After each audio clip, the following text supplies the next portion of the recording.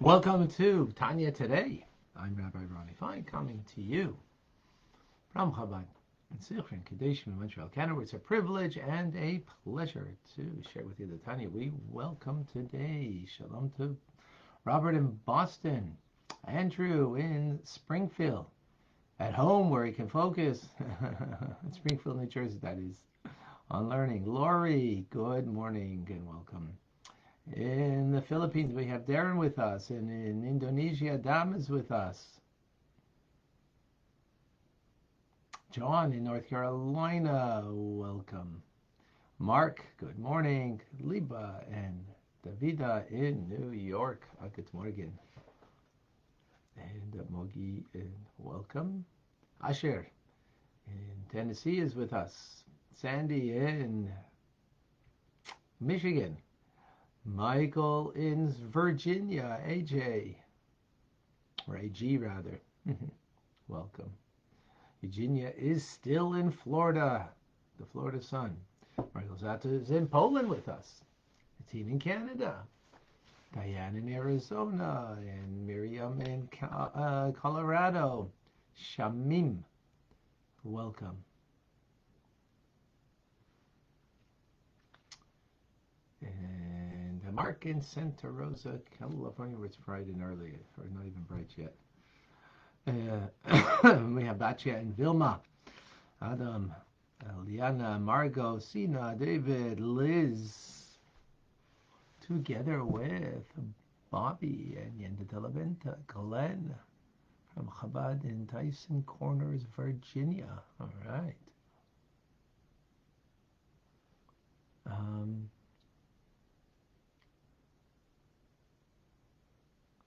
Madison Avenue. See you soon. You're moving close. All right.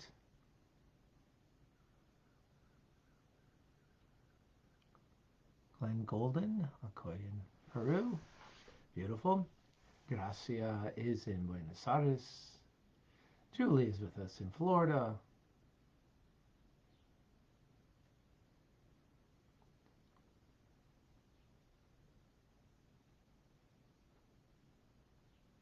Okay.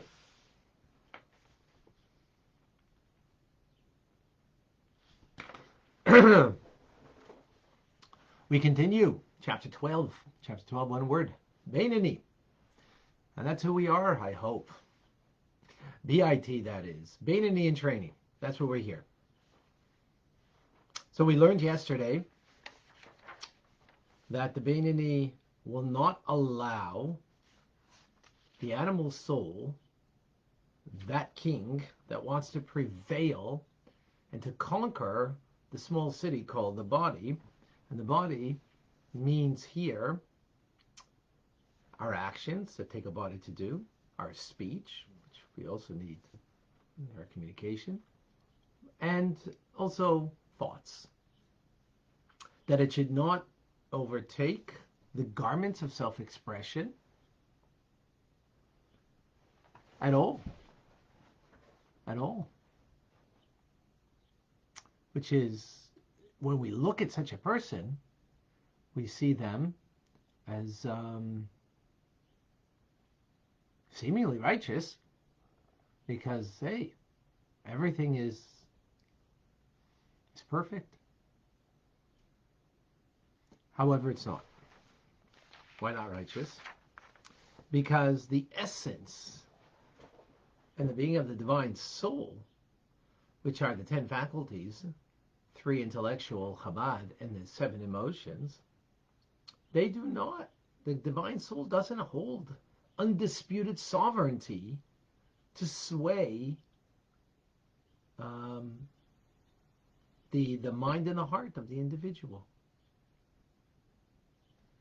Now, just when we say the mind and the heart here, we're talking about perspective of the mind. We're talking about the urges of the heart. Not urges of the heart that find expression in thought, speech, or action. Because that's already called a lavush, a garment. That's not the essence of the soul, or the core of the soul, right? So that's very important to make that distinction, because often when we speak about the heart, so the feelings that a person has in the heart really are their feelings that are there, whether you're conscious of it or not. Consciousness takes place when in thought. So you can um, um, be totally unaware of a feeling that you have, but the feeling is there, and when will it come out? Well, you thought this person 5 years ago that you were upset with, you got over it. But then you haven't seen that person for 5 years, and now you came across them, and all of a sudden it came to your thought, a negative thought towards that person. So that's a distinction we need to make over here. So that feeling that feeling of negativity in the heart, you weren't even aware of it until you saw the person, and it brought back the episode that happened, and now you're thinking about it. And actually, not only are you thinking about it, you might even go over to that person and talk to them about it. You really and speak to them maybe in an inappropriate way. I'm giving this by way of metaphor. Obviously, you don't have to do any of that. But by way of metaphor, to make the distinction in what we're talking about here. So the Beinoni doesn't have undisputed sovereignty when it comes to matters of the heart, or even more so matters of the mind. In other words, perspective of the mind. That the mind should be able to perceive from God's perspective rather than the human condition. So to have sovereignty, you could think it, but that doesn't mean that's the way your mind is, so to speak, wired. Right? You can think opposite of what the way you naturally, intuitively are in your mind. And we'll get that notion more when we go deeper into this. Now, of course, a tzaddik, a righteous person, has that control. But we're talking about Beinoni over here, and this is, we're talking about the Beinoni. So he doesn't have undisputed sovereignty when it comes to the heart. So the urges of the heart can be there. Now, actually, the Alter Rebbe says there is one specific time where the Beinoni is capable of having undisputed sovereignty. And that is, and when we say undisputed sovereignty, not just in behavior or in levushim, in garments of self-expression, of thought, speech, and action, but even when it comes to urges of the heart. And that is the time of saying prayers, the Shema and the Amidah specifically. Why? What's going on here? Why should that be? It's because at a time of prayer, what's called Meichen de Gadlus, supernal intellect, is in a sublime state, and there's a great illumination in the spiritual realm. That's what happens at a time of prayer. Likewise, below, in this world, the time of prayer is an appropriate time or a fitting time that an individual can ascend to that spiritual level.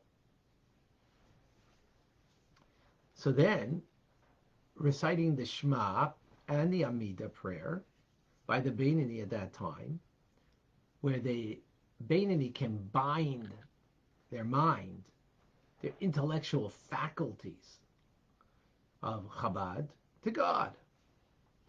And not only the intellectual faculties of meditating upon God's greatness, God's realness, my relationship to God, all of those things that you can meditate upon in a deep way, they can arouse a burning love for God in one's heart. Right? And what's that love going to do? Is going to lead the Beinoni to desire to cleave to God through the fulfillment of Torah mitzvahs.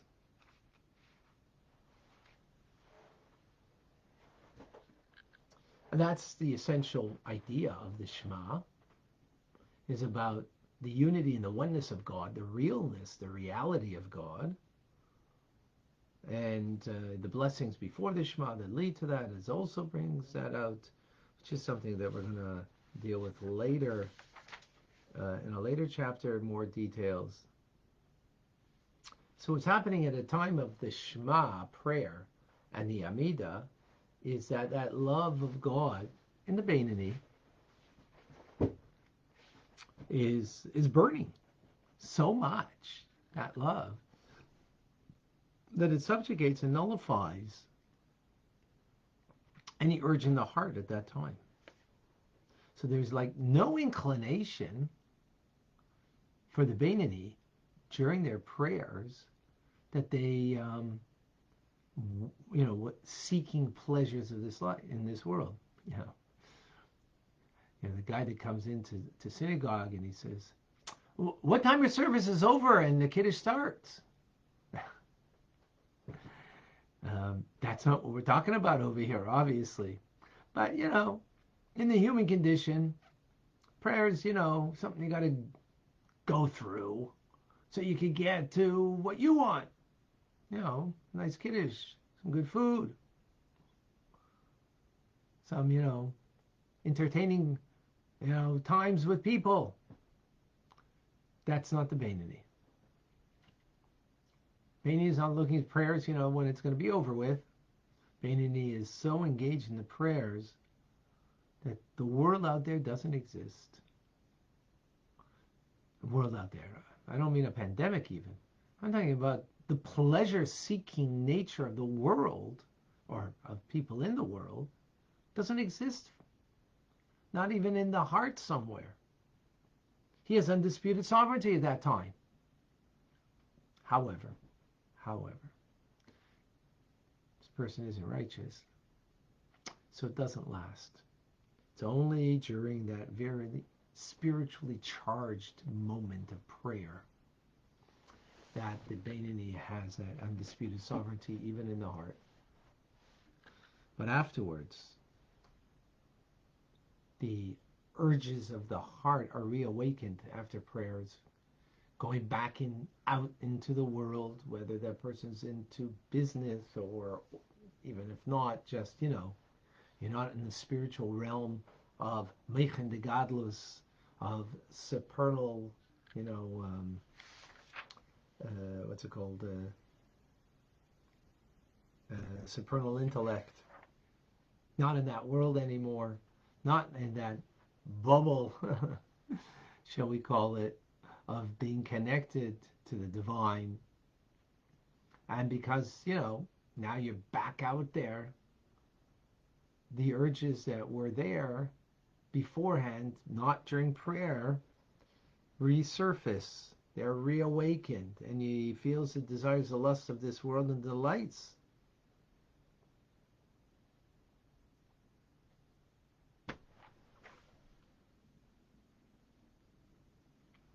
All right, let's unpack it. Although perhaps it was already unpacked by what I did, how I explained it. I hope so. So this gives us kind of a glimpse of our training. Beinoni in training, a bit. That we are, BIT, that we are able to come to a space in us, in time, called davening, prayer, that our connection to God is so real, so sublime, that the world out there just doesn't exist. What does it mean? I mean, the nature of that world doesn't exist. Not like, the nature of that world, which is a self-fulfilling, self-directed, pleasure-seeking world. Not a world of connectivity. Think about it for a moment. When I'm seeking pleasure for myself,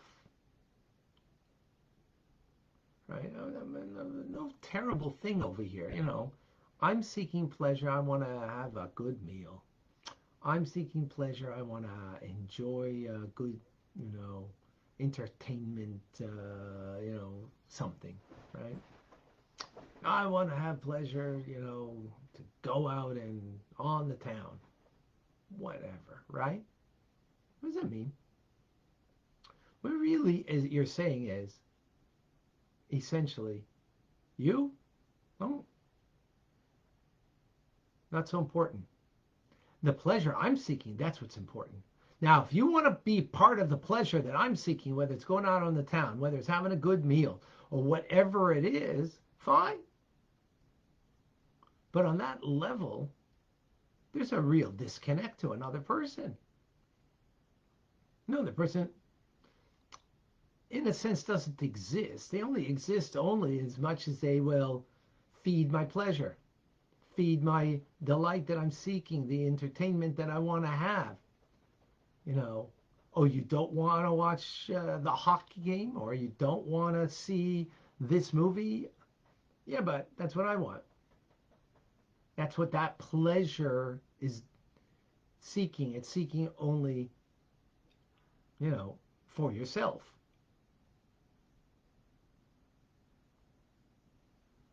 Right? Are you Attila the Hun? No. Are you human? Yeah, that's human. It's not godly. It's not what we were put here for. We weren't put here for that.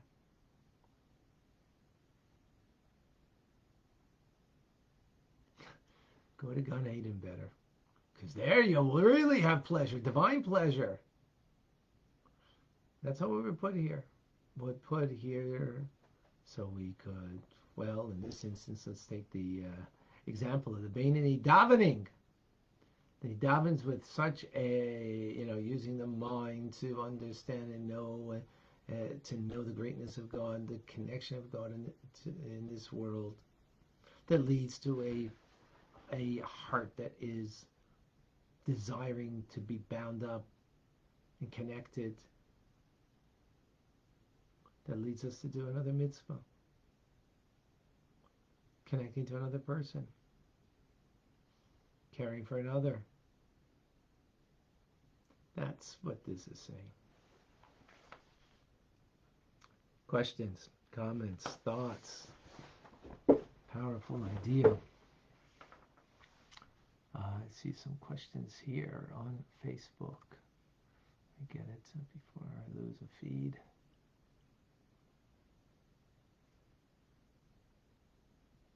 Andrew, if we focus on the Shema, tefillin and prayer, does that silence the urge for self-gratification? Of course, yeah, if we're focused in our davening, it's definitely, well, think about it, that, when you are davening, when you're praying, focused and focused on it, right? Because it's very easy, especially, for someone who prays every day or says the Amidah 3 times a day, it's very easy to, and I'm guilty of it, as everyone is, except the Beinoni and Tzaddikim, that, I go on autopilot and I'm not focused. I work hard. At least I work. Maybe I don't work hard. I work on it. Definitely work on it. To focus and to be engaged. And definitely, the more you do that, the more you silence your urge for self-gratification. Totally. Because it's about connection then. You're connecting to God, which, by the way, then gives you such a greater gift that you can connect to your spouse better, to your children, to your friends, family, community, anyone. Anyone.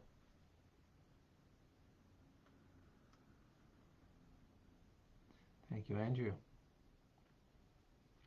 Davida, does our environment influence us and our level of being a Beinoni? I find myself feeling more connected when I am in shul davening with fellow Jews, then I am in a different, more secular environment. So of course environment is going to influence, no question about that. You know, a chassid makes an environment. That's a higher level.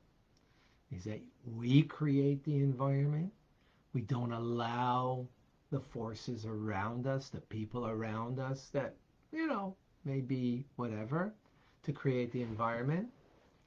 And that's a real sign of a chassid, being able to do that,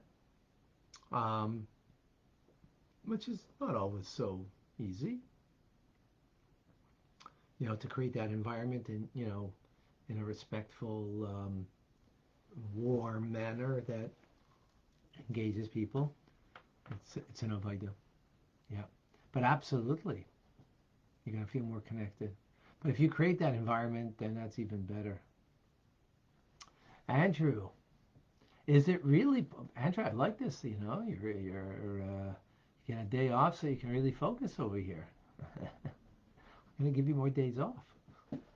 Is it really possible for a non-Bainani in training to really totally control our thoughts, speech, and actions, except for seconds, even during prayer, to be able to withhold such feelings and expressions given the human condition and the world that we live in? Excellent question. So, you know, it's not all or nothing. I mean, every moment is a sense all or nothing. Like this moment, am I focused? Am I engaged in the davening and you know, hearing the words and allowing the words to penetrate my heart? Yeah, so that's that moment. But then the next moment's another moment. So each moment we have that opportunity. So I would suggest that we should look at ourselves and see how we're growing. Is my davening, you know, today better than it was 6 months ago because I'm more focused today? I'm more engaged. You know, my mind is more there, which engages more of my heart, and I feel more connected. Now, you know, don't compare one day versus another day because today maybe wasn't the greatest day, but you know, but as a general rule, are you growing in this healthy direction? I think that's what we want in our lives. You know, we're speaking very black and white about what the Beinoni is. Well, we're only in training, so it's not black and white. It's shades of gray, and hopefully the shades are becoming lighter rather than darker. So our connection is more clear and real.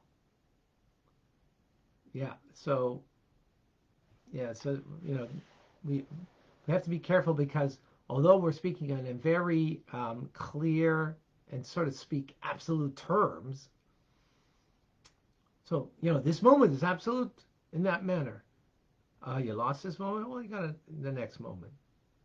But you know, in application of this, we have to see that we're growing. That's the key. That's the key, that we're just not stagnant. And you know, my prayers today were the same they were a year ago. My learning Torah is the same it was a year ago. My, you know, my sense of connection and awareness of God, it's the same. No.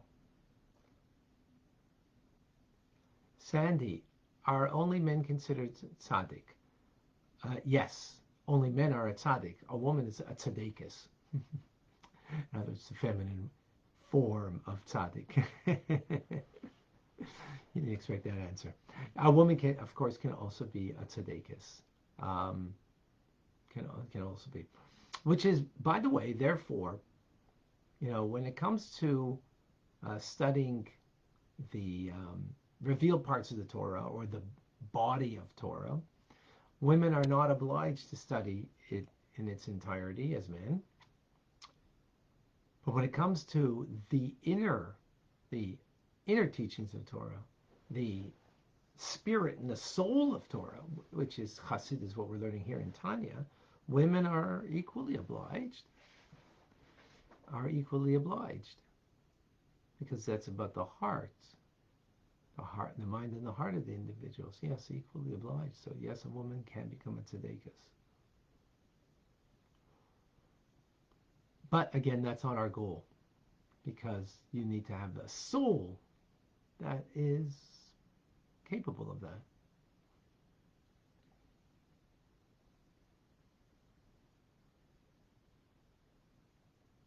Madison has a question on Instagram. Okay.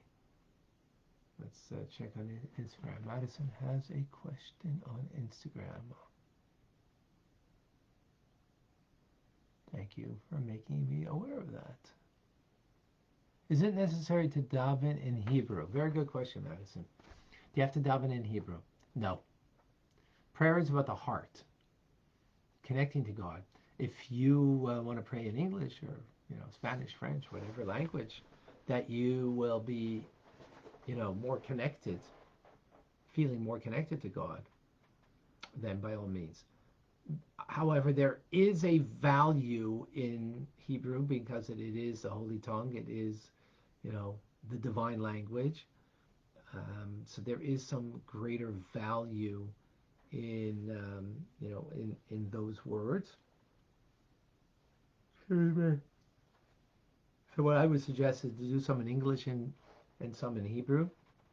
Whatever, whether it's 80 English, 20 Hebrew, or 40 English and 60 Hebrew, that's already, you got to figure out what works for you.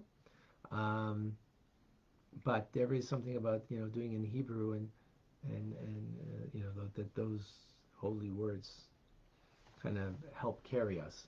So remember, it's about the heart. So of course, it's important to understand what the words are saying, but together with what the words are saying is that it should penetrate into our heart. So it can penetrate even when you don't fully understand or understand what the words are saying, because you feel the sense of connection and that you're standing before God and praying to Him. So, yeah, definitely you can do in English, what the how much English, how much Hebrew, that really depends on your capability and what you're comfortable, what what will help you in your davening better. Madison, is it to pray and understanding in Hebrew eventually? Yeah, if we can do it in Hebrew, that's greater. But not, the greatest thing is that in our hearts we feel greater connectivity to Hashem. That's the bottom line. Eliana, please share with us. Hi, good morning. And you might have already addressed this in the other questions, but there was numerous times prior to the pandemic, to COVID, that I had said, and said it afterwards as well, that when I've gone to the synagogue on Shabbos, it was for me like the whole world behind me disappeared the moment I walked into the doors, or walked into the doors of our sanctuaries. Just everything for me disappeared, and no matter what my worries or concerns were, they didn't matter, because I was in that space, and that space was, to me, is to me sacred. But I haven't been there for 2 years. So how do you, or how would you recommend creating that space and getting into that place of connection where the world does disappear, when you're, even engaged in prayer, on your own, but you're not in that space? Very good question. So at the beginning of the pandemic, so here in Montreal at least, the synagogues were closed, and we davened at home. This was like for about a month, maybe a bit, for about a month, and then we started a minyan in our backyard, because I have, Chabad neighbors, two houses, that are next to me. So we started a minyan in our backyard, and eventually came back to shul. But I got to tell you that when we didn't have a minyan, I davened by myself, and I kind of liked it. Because I could go at my own pace. I wasn't concerned to be part of the minyan and to say the Amidah together and so and so on and so forth. And particularly, I guess, as a rabbi, having the responsibility in the synagogue with the minyan. So I didn't have that responsibility, and it allowed me to focus more. So in the same way, that you walk into a sanctuary that you can let go of everything, there is a possibility to walk into our prayers, let go of the world around us, and just allow the words to reverberate in us, to become, part of us, that we can feel those words and so on. So, in a sense, I found it, in a sense, easier. Um, and at the same time, there's something very powerful being together with other people, and the energy and the dynamic of such a group of people in a sanctuary that can be very nice and beautiful, and so on and so forth. But those are important and valuable, not to take away from it in any way, but in a sense they're extraneous. They're extraneous to me. In other words, extraneous to what prayer ultimately is. Um, Prayer is not about community. Prayer is, even though we do it in a community, we do it in a minyan. Prayer is not about, um, being in a sanctuary. It's about being personal sanctuary of your heart and soul in connecting to Hashem. So, that being said, we see that we do it this way because, by and large, it's going to help us. And, there's value of the individual in the community. So, absolutely. But if you recall that the most important thing about the prayer is touching the heart, touching the heart, you know, um, when you focus in on the words and the sense of connectivity, um, there is some, it can be done. It's working harder to get inside of yourself, as opposed to allowing um, the atmosphere, the environment of other people, and a beautiful sanctuary to influence me. So I got to influence myself in a greater, deeper way. That's kind of, does that Thank you. make sense? Yes, sir. Thank you. You're very welcome. Lyle is having his anniversary bar mitzvah 30 years later tomorrow. Mazel tov. Beautiful. Beautiful.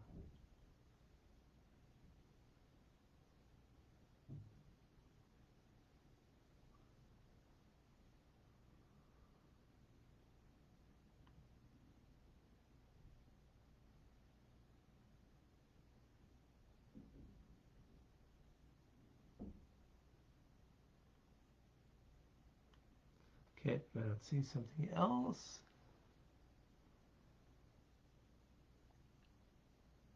Zichron.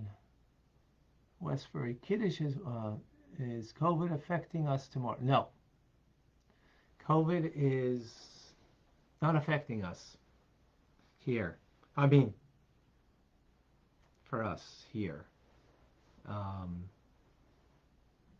we will be praying as usual. We'll have a Kiddush.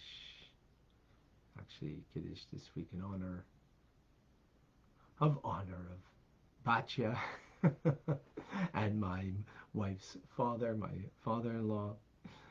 So Batya was, so involved and engaged in learning Tanya every day with us. So we're going to have a Kiddush. Thank you, Rabbi. And yeah, so we are actually, I've been bringing up Israel with this last night with my one of my daughters, and actually my son the day before. Is and actually for those who were in the war room during our matching charity campaign, and when we concluded, we're celebrating. So this Shabbos we're celebrating, right? Uh, we had a campaign and we're celebrating, and the whole world, as I mentioned, is morbid. It's like, oh my gosh, look at the numbers, look what's going on, and a whole world turning upside down because of what's going on. And here we're celebrating. So just like as the Beinoni during their prayers, they're so engaged that the urges of the heart have no reality. So the biggest blessing that we should have in our lives is that Torah and mitzvahs, our connection to God, that's our reality. Doing good, changing the world for good, fulfilling what God's mission is that He needs for me to fulfill in this world. That's my reality. That's the bubble I live in. And the rest is not my world. That's not where I live. Not that you're not aware of it, what's going on. I mean, probably better not to be so aware of it because it can just be a downer. And not to say that, not to take precautions, we gotta not to be stupid. We gotta be, do things wisely. Absolutely. Absolutely. That's not the point. The point is, what's my reality? What's my world? Is my world celebrating? Is my world connecting? Is my world Torah and mitzvahs doing good? Or is my world that they're the fear? I'm really frightened of what's going to be. I'm going to protect myself now. This new variant, this new, oi, oi, oi. And, the numbers went up now, double from yesterday. And you just, my car mechanic, who isn't Jewish, really good guy, really good guy, went to him a couple days, 2 days ago, and said, Mike, everything's okay. Yeah, I mean everything's okay. Just my head is like, I can't take this anymore. What's going on? The extreme and the fear mongering, and just it's playing in my head. So if I bring with him and spoke to him about, so we gotta know that God runs the world, and no government and no health officials. Yes, we shouldn't be, we gotta be careful and smart, but at the same time, we have to trust in God, and that everything, God's taking care of me. Yes, I got to do my part, whatever I have to do, whatever that is, and we won't get into that. I'm talking about more of an attitude and a headspace, as opposed to, what exactly should I do? But that God's real, His goodness is there, and that's what we have to put our headspace into. Took a big. Rabbi, can I ask a question on that? Sure. So, I referenced that I had been to my synagogue in 2 years, and it's not because of me, it's because they have pretty extreme measures of who can return and who can't. Right. And I think it's, in honest, my opinion, it's based on their fear of all the stuff that they just listen to the TV. How do you deal with that? How do you deal when there's other Jews that are standing in fear and saying, but my doctor said, but my cousin's doctor who's a doctor, and, seems like every other Jew is a doctor.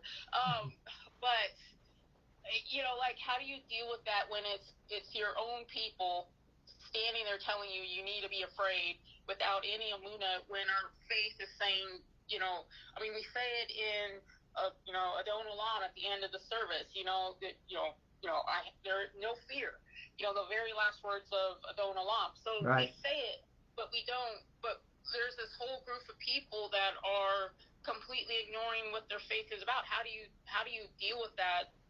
While you're sitting on the outside thinking, what is wrong? Like how can you say speak these words every single Shabbos, but you have no faith and no emunah in them? Again, you don't let their reality become your reality. That's all of this. What's happening is you live on autopilot, so naturally you're going to pick up all of that stuff. But you're aware, and that that's not the reality that we should live in, and therefore you're not going to allow that. You're just you're vigilant. Just like we should, like the Beinoni doesn't allow the animal soul to have any enclothement in thought, speech, or action. So likewise here, I'm not going to allow that. I'm not going to allow that stuff to become a downer for us, because it can quickly bring us down a slippery slope. And it's not the truth. So yeah, it's a challenge. I agree with you. It's a challenge, and it's painful. Fellow Jews and a community and so on. That are so like. But that's why That's why everybody has to be learning Tanya. That's why, it's a crying shame that there's 50 people learning right now. 50 people in an entire world that are learning Tanya right now. So, obviously there's going to be a lot more fear mongering out there, because the values and the teachings and what Tanya is giving to us is reaching to few people. So I guess if the synagogues are not operating, at least bring them on either Facebook or Instagram or Clubhouse, that they can learn with us. And what they learn with us, there's no doubt in my mind, if someone dedicates themselves for just a little bit of time, just 1 month's time, imagine, and many of you have done so much more, but just 1 month's time, that it just makes a complete and utter, paradigm shift. So that's what we got to do. You got to come and learn. That's the answer. Thank you, Eliana. Andrew, tonight is what we call Nittelnacht. Nittelnacht, it is the eve of the holiday, a Christian holiday. And the custom is that we don't study Torah, because it is a source of klipa, this non-Jewish holiday, and we don't want to add any holiness into a place of klipa. So our Torah study should be done before Shabbos, and Friday night, tonight, you can tell Hasidic stories, you can, fabring, but learning Torah we don't do, as Andrew has mentioned. Okay, anything else that I missed here?